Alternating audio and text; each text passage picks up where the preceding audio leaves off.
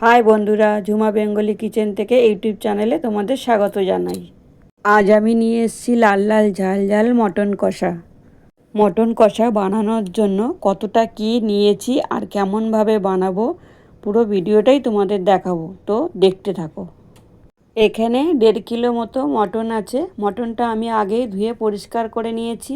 এখন লবণ, হলুদ, লঙ্কার গুঁড়ো, গোটা গোলমরিচ, গরম মশলার পাউডার আর আদা রসুন বাটা, সর্ষের তেল আর 1.5 কিলো মতো পেঁয়াজ নিয়েছি।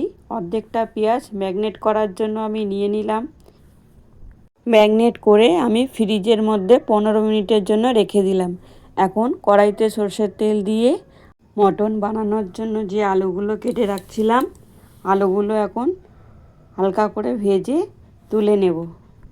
এখন তেলের মধ্যে তেজপাতা, লবঙ্গ, দারচিনি, এলাচ দিয়ে দিলাম।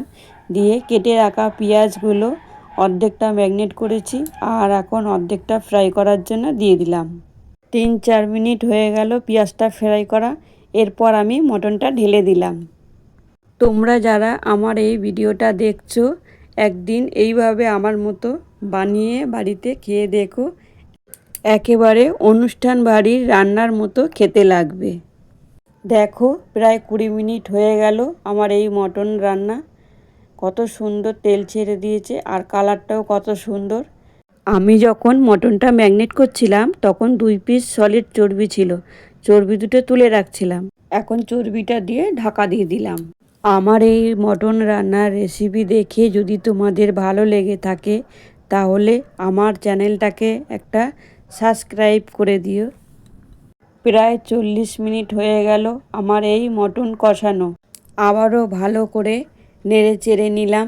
গ্যাসের ফ্লেম কিন্তু আমি প্রথম থেকে লাস্ট পর্যন্ত কম করেই রাখছি, গ্যাসের ফ্লেম আমি বাড়াইনি।